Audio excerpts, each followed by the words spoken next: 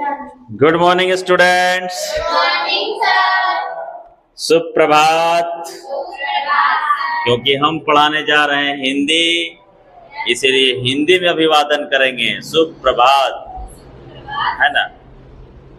पीछे कुछ दिनों से वीडियो नहीं बन रहा था, आपका क्लास चल तो रहा था लेकिन थोड़ा उतना अच्छा से नहीं चल रहा था, क्योंकि हम थोड़ा व्यस्त थे। आपको पता है, कुछ कारणों से 6 दिन व्यस्त थे। तो चलो आज से हम लोग क्लास भी कंटिन्यू करते हैं पहले जैसा, और एक वीडियो भी बना रहे हैं। आज बच्चे कम आए हैं। क्यों कम आए हैं? क्योंकि बारिश हो रही है। सावन का कल पहला दिन है, तो बहुत अच्छा मौसम बना दिया है। सावन के मौसम में बारिश होना चाहिए, और भगवान तो आज 15 दिन से बारिश कर ही रहे हैं, है ना। 15 दिन से हम लोग को सावने जैसा फीलिंग हो रहा है, लेकिन कल से वाकई में सावन पड़ रहा है। कल से वाकई में सावन का जो हमारे पुस्तक में भी सावन की एक कविता को पेश किया गया है। सावन है तो सावन में, सावन का मतलब क्या होता है? सावन महीना जो होता है बहुत ही पवित्र महीना होता है, पता है ना। बहुत पवित्र महीना माना गया है इसको, और भगवान शंकर की पूजा की जाती है इस पावन महीने में। पूरा महीने दिन हमारे बाबा की नगरी, बाबा धाम जिसको देवघर कहते हैं, देवघर के जो बाबा धाम है वहाँ मेला लगता है, श्रावणी मेला। हमारे रजरप्पा में भी श्रावणी मेला लगता है लास्ट सोमवारी में। बहुत सारे श्रद्धालु रजरप्पा मंदिर से रामगढ़ तक, रामगढ़ का सिद्धेश्वर धाम तक जल यात्रा करते हैं, पैदल यात्रा करते हैं। और किसानों के लिए भी ये जो सावन मंथ होता है, महीना होता है, बहुत ही फायदेमंद होता है, बहुत ही आनंदमय होता है, क्योंकि वो खेतों में उतरते हैं, धान लगाते हैं, है कि नहीं। हरियाली वाला दिन है। धान सावन के महीने में ही लगता है। तो चलिए, इसी सावन के महीने का शुरुआत कल से होने वाला है, लेकिन आज से हम लोग एक ऐसा कहानी पढ़ेंगे। इस कहानी में आपको भारतीय किसान की छवि, भारत की सांस्कृतिक छवि, और कबीर महाराज जो एक संत थे,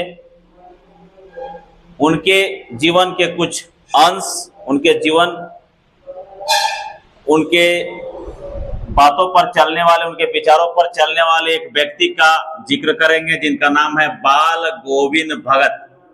क्या नाम है? बाल गोविंद भगत। गोविंद नहीं, बहुत को बोलता है बाल गोविंद भगत, नहीं, बाल गोविंद भगत। ये भगत जो है, क्यों नाम पड़ा इनको? क्या वाकई में भगत थे? नहीं थे। कैसे व्यक्ति थे? भगत का मतलब क्या होता है? सांसारिक व्यक्ति का क्या मतलब होता है? यही सब पढ़ेंगे। इनके जो लेखक है उनका नाम है राम वृक्ष बेनीपुरी। क्या नाम है? राम वृक्ष बेनीपुरी। इन्होंने खुद स्वतः ही आंखों देखा हाल लिखा है, क्योंकि ये जो बाल गोविंद भगत थे, उन्हीं के गांव के एक बुजुर्ग व्यक्ति थे, जिनकी कहानी को उन्होंने अपने हमारे क्षितिज भाग 2 के हिंदी पुस्तक में बाल गोविंद भगत नाम से लिखा है। अब कोई कहानी तो ऐसे नहीं किसी के बारे में लिख लेता है। चौधरी जी के बारे में कोई कहानी नहीं लिखा है, क्योंकि अभी इनकी कोई उपलब्धियां नहीं। हमारे बारे में कोई कहानी नहीं लिखा है ओम सर के बारे में, क्योंकि हमारी भी अभी कोई उपलब्धि ऐसा हो नहीं पाया। देखा जाता है जब जीवन की लीला समाप्त हो जाती है किसी की, उसकी मृत्यु के बाद उसके कर्मों को देख करके, उसके कार्यों को देख करके उस पर बायोपिक बनता है। यानी बायोपिक का मतलब होता है उसके जीवन पर आधारित फिल्म बनता है, या जीवन पर आधारित लेख को लिखी जाती है। तो उसी क्रम में हमारे राम वृक्ष बेनीपुरी जी जो 1899 ईस्वी में बिहार के मुजफ्फरपुर जिले के बेनीपुर गांव में जन्म लिए थे। इन्होंने एक लेख लिखा बाल गोविंद भगत। इनके बहुत सारे लेख और भी हैं, जैसे तरुण भारत, किसान मित्र, बालक, युवक योगी, जनता, जनवाणी, नई धारा, पतितों का देश उपन्यास भी लिखा है इन्होंने, चिता के फूल कहानी भी लिखा है, अम्बपाली नाटक भी लिखा है, माटी की मूर्तें रेखाचित्र भी लिखा है, पैरों में पंख बांधकर यात्रा वृतांत भी लिखा है, जंजीर और दीवारें संस्मरण भी लिखा है। यानी ये जो लेखक थे वो पूरी मसाला थे। का मसाला का माने कौन सी होता है? सब चीज मिक्स था इनमें। देख लो आप, संस्मरण भी लिखा है इन्होंने। संस्मरण समझते हो? किसी के याद में। रेखा चित्र भी लिखा है, नाटक भी लिखा है, कहानी भी लिखा है, उपन्यास भी लिखा है, इस तरह के रचनाएं भी लिखी हैं, जीवन वृत्तांत। तो ये मसाला टाइप के लेखक थे, सब कुछ मिक्स रखते थे। जैसे हमने आपको बताया था तुलसीदास के बारे में, वो राम के भक्त थे तो राम की कविताएं लिखते थे, राम का लेख लिखते थे। सूरदास जो थे वो कृष्ण का लेख लिखते थे, कृष्ण भक्त थे। ये जो हमारे महाशय हैं राम वृक्ष बेनीपुरी, ये मसाला यानी कि सब चीज मिक्स करके लिखते थे।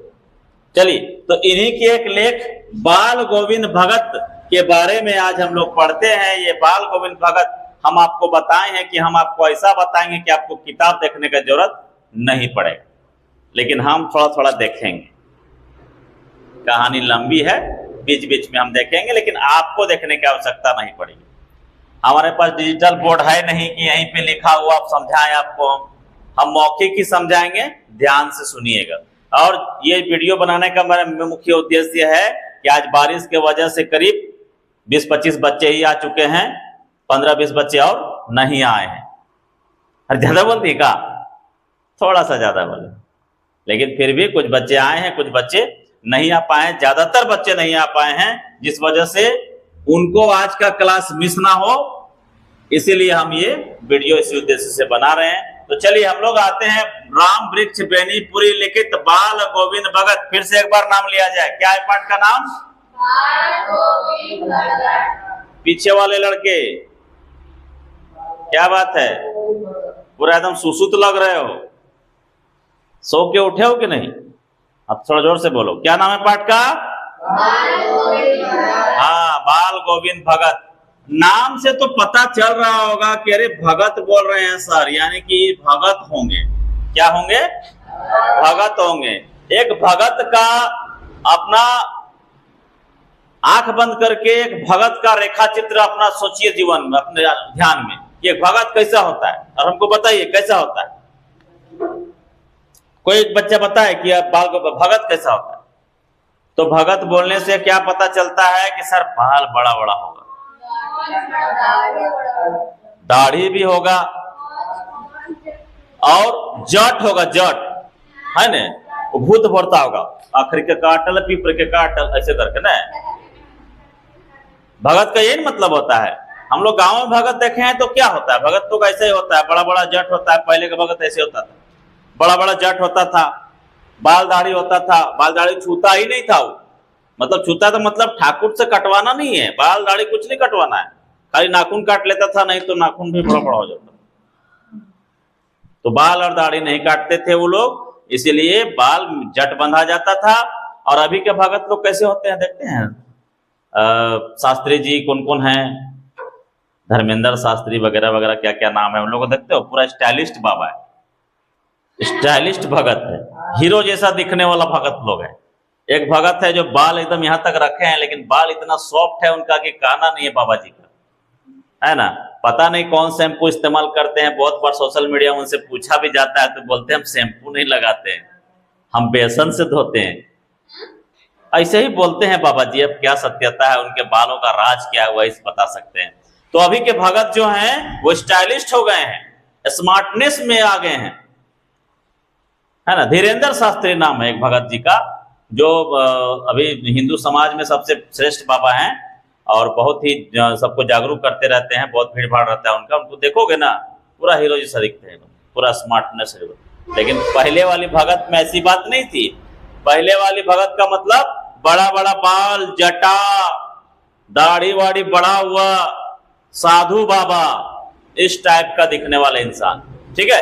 यही छवि प्रस्तुत होता है हमारे मन में भगत बोलने के बाद।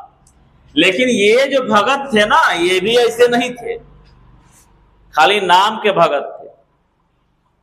मतलब उनकी वेशभूषा भगत जैसी नहीं थी, लेकिन सारा जो उनका विधि व्यवस्था था, सारा उनका जो कह सकते हो हरकत था, वो सारा भगत के जैसा ही था। एक भगत का हरकत कैसा होता है, यानी उसके व्यवहार कैसे होते हैं, तो वो भगवान की भजन में लीन रहता है। यही ना होता है भगत का मतलब। भगत माने क्या? भक्त। अपने पसंदीदा भगवान का वो क्या होते हैं? भक्त होते हैं।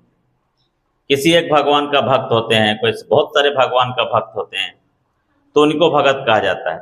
ये जो बाल गोविंद भगत थे, थोड़ा सा हम इनके बारे में 2 लाइन पढ़ना चाहेंगे और आप लोगों को समझ में आएगा कि बाल गोविंद भगत मंझोले कद के गोरे चिट्टे आदमी थे। 60 से ऊपर के होंगे, बाल पक गए थे, लंबी दाढ़ी या जटा जूट तो नहीं रखते थे, किंतु हमेशा उनका चेहरा सफेद बालों से जगमगाए रहता था।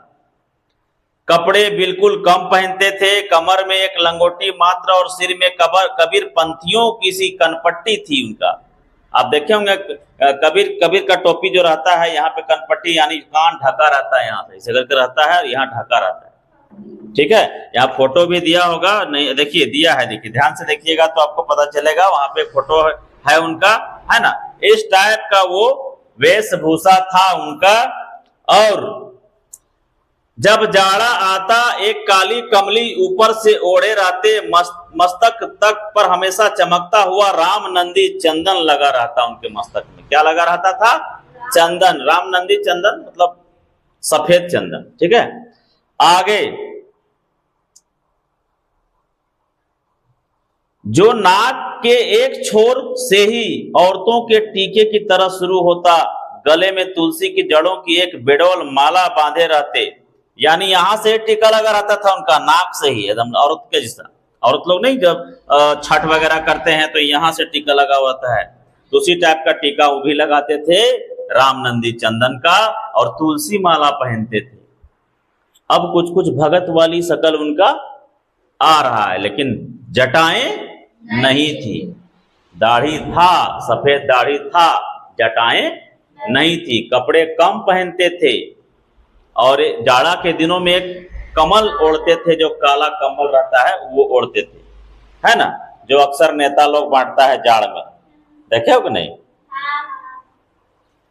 सोशल मीडिया में ट्रोल भी किया जाता है कि भैया नेता लोग जाड़ में कंबल बांटते हो, गर्मी में एसी कूलर क्यों नहीं बांटते हो। तो लोग कैसे बांटेगा? महंगा चीज, सस्ता चीज बांट के निपटा देता है, और सोशल मीडिया में फोटो भी लगा, वीडियो भी लगा बांटते हुए। आजकल नया ट्रेंड चला है, गरीबों का मदद करना है तो 2-4 को मदद कर देना है। कहीं गरीब या तो डुप्लीकेट गरीब अपने से भी बना लेता है, भाई लोग दिखाता है कि हम लोग मदद करते हैं। भैया मदद करते हो, उसको दिखा रहे हो तुम, यानी कि तुम अपना फायदा के लिए मदद कर रहे हो, और जिसको मदद कर रहे हो उसको भी दुनिया की नजरों से गिरा रहे हो कि वो गरीब है, उसकी गरीबी दिखा रहे हो। मदद करना है तो कैमरे से हट के करो ना, तब जाने, है ना। तो ऐसे ऐसे सोशल मीडिया के लोग हैं जिनको मैं बोलना चाहूंगा कि मदद करने के लिए आप 12 बजे रात को वीडियो बनाते हैं, क्या पता आपका वो जो सामने मदद वाला आदमी है वो भी आप ही का आदमी हो। वीडियो को वायरल करने के चलते रात को कंबल लेके जाते हैं और उसको उठाते कंबल देते हैं, खाना पीना देते हैं, क्या पता भैया वो आप ही का आदमी हो। तो आपको सेवा ही करना है तो वीडियो से हट के करिए। हाँ, हो सकता है किसी किसी का ये उद्देश्य रहता हो कि अगर हम वीडियो बनाएंगे तो सेवा भाव दूसरों में आएगा। ये अच्छी बात है, अगर ऐसी भावना आप में है और आप वीडियो बना रहे हैं तो अच्छी बात है। लेकिन अगर अपना पॉपुलैरिटी बढ़ाने के लिए, अपना सोशल मीडिया में क्या बोलते हैं फैंस बढ़ाने के लिए अगर आप ऐसा कर रहे हैं तो आपको शोभा नहीं देता है। ठीक है, तो चलिए कोई बात नहीं, मदद करना है तो मन से करिए, अंदर से करिए। वो लोग करते हैं। तो अब हम लोग आते हैं कि जो बाल गोविंद भगत थे उनका छवि हमको दिख गया। कैसे थे पता चल गया। फिर से एक बार रिवीजन करते हैं, कैसे थे वो। जटाएं नहीं थी लेकिन बाल पके हुए थे, दाढ़ी था, दाढ़ी भी पका हुआ था, रामनंदी चंदन नाक से पूरा माथे तक रहता था, सफेद चंदन, और ये तुलसी माला पहने रहते थे, और कमर में धोती जो था वो लंगोटे टाइप का था, और एक ठो काली कमली ओढ़ते थे ठंडा के दिनों में, नहीं तो उघरे बदन रहते थे।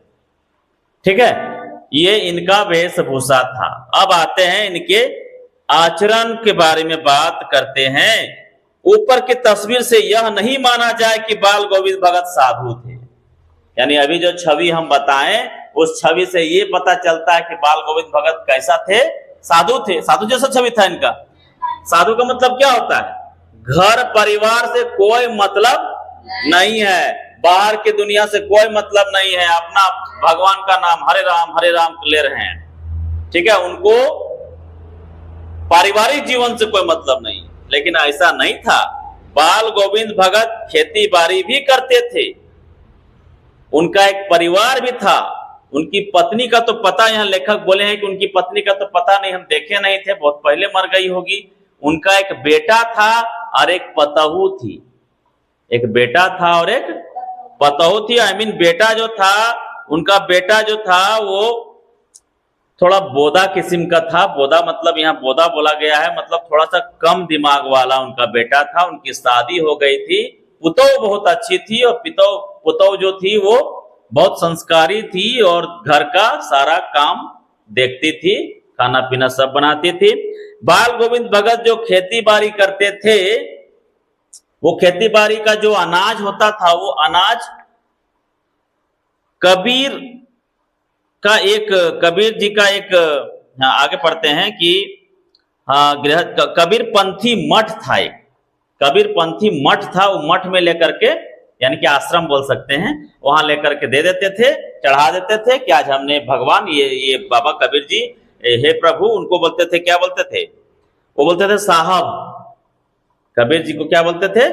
साहब। तो कबीर मठ जो था वहां पे जाकर के, और वो कबीर पंथी मठ जो था वहां दे देते थे सारा अपना जो भी उपज किए करते थे, और उसी से जो प्रसाद के रूप में उनको मिलता था वो जाकर के घर अपना चलाते थे। एकदम साधारण जीवन था उनका।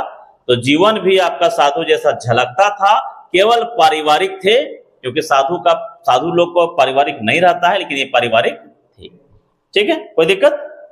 समझ में आ गया इनके बारे में?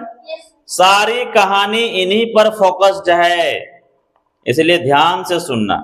आगे है कि इन सबके ऊपर मैं तो मुग्ध था उनके मधुर गान पर। अब देखो, यहां तक तो सब साधु जैसा था ही था। साधु का क्या होता है मतलब? साधु का मतलब जो रूपरेखा होता है वो आप जान गए। साधु बहुत ज्यादा कमाने वाला, मतलब कमाने का इच्छा नहीं था जीवन में, जो पेट भर जाए वही काफी था। तो उनका पेट भर जाता था, काफी था, उतना ही कमाते थे। कहा भी गया है, साईं इतना दीजिए जामे कुटुंब समाए, मैं भी भूखा ना रहूं, साधु भी भूखा ना जाए। कहने का मतलब कि भगवान साधु जैसा प्रवृत्ति होते हैं, साधु वाला प्रवृत्ति जिनके पास होता है, वो क्या करते हैं? भगवान से उतना ही मांगते हैं कि साईं इतना दीजिए, उतना ही दीजिए हमको, जामे कुटुंब समाए, जिसमें मेरा पूरा परिवार ठीक ठाक पेट भरे, बढ़िया अच्छा खासा जिंदगी चले, मैं भी भूखा ना रहूं और साधु भी भूखा ना जाए। मतलब जो अतिथि आए, मैं भी भूखा ना रहूं, मेरा परिवार भी भूखा ना रहे, इतना ही दीजिए। और जो एक दो हमारे जो अतिथि आए, हमारे जो मेहमान आए, वो भी भूखा ना रहे। उनका यही कहना रहता है। ठीक है, तो साधु का जीवन तो था ही उनका। लेकिन अब यहां से एक प्लस पॉइंट उनके लिए आता है कि इन सब के ऊपर मैं तो मुग्ध था उनके मधुर गान पर। गाना भी गाते थे बाल गोविंद भगत। मैंने शुरू में ही कहा कि किसी के प्रति कहानी ऐसे नहीं लिखता है कोई, उसमें कोई बात होती है तभी उसकी बात होती है कि नहीं? कहा भी गया है जिसमें कोई बात होती है, बात उसी की होती है जिसमें कोई बात होती है। सुने हो कि नहीं? एक साधारण आदमी जो कोई प्रकार का अस्तित्व उसका नहीं है, कोई उसका कहानी नहीं है, कोई उसका ये नहीं है, उसके बारे में कोई बात नहीं करता है। बात या तो अच्छों के लिए होता है या तो बुरों के लिए होता है कि नहीं? हम लोग राम की बात करते हैं या रावण की बात करते हैं, है कि नहीं? समझ रहे हो कि नहीं? भरत शत्रुघ्न की उतनी ज्यादा बात नहीं करते हैं, राम और रावण को जानते हैं ज्यादा हम लोग।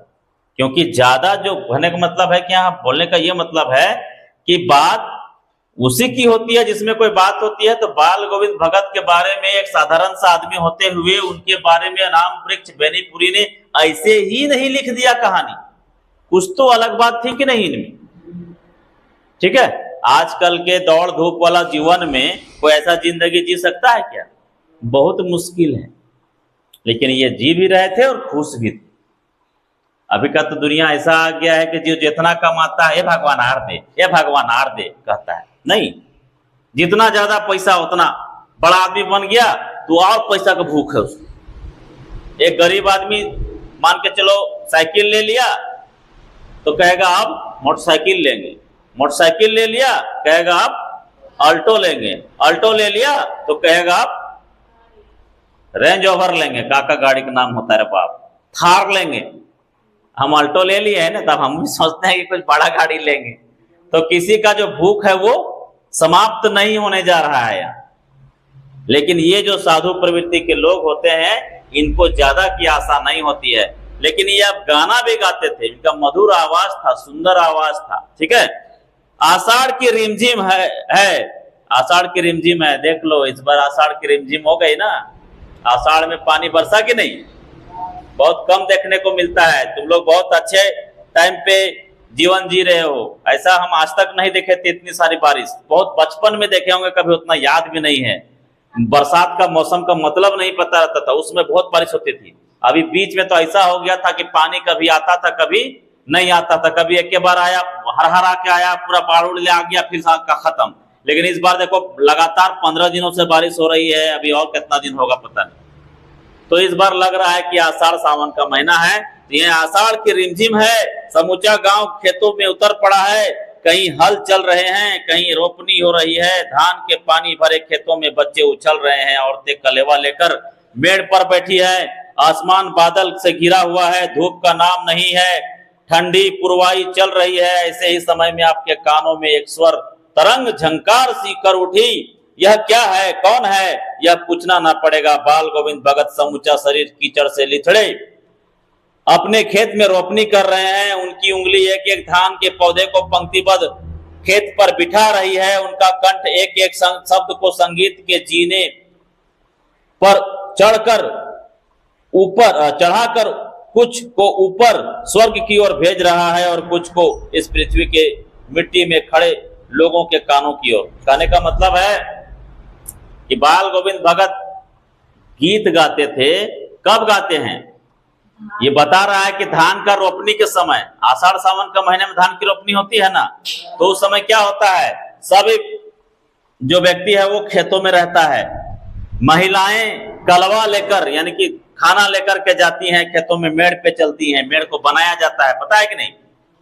मेड़ को बनाया जाता है, मिट्टी को उलट उलट करके मेड़ को बनाया चिकनाया जाता है, एकदम अच्छा सुंदर दृश्य लगेगा एकदम। अभी जाके देखो पूरा घास उस दिख रहा है, लेकिन 15 दिन बाद देखना पूरा एकदम ऐसा लगेगा कि है चारों तरफ एकदम चिकन हो गया, धान हरहरा रहे हैं, एकदम लहरा रहे हैं, है कि नहीं?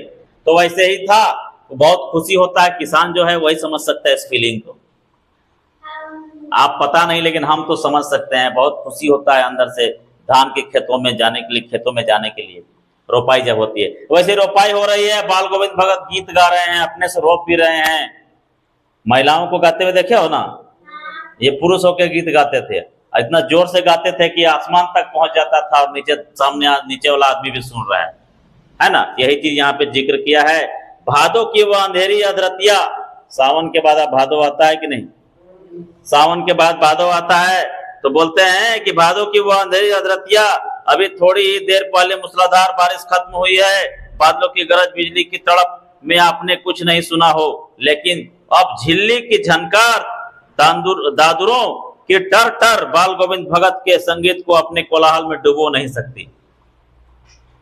गरज मलक में हो सकता है इनकी आवाज दब जाए, लेकिन आप देखते होंगे बरसात का समय, शाम का समय, ध्यान दिए कभी जब माहौल पूरा शांत हो जाता है, 8 बजे, 7 बजे, 6 बजे, 8, 9 बजे, 10 बजे रात को, कभी बाहर निकलिए घर से बाहर, खेत के बगल में अगर आपका घर है तो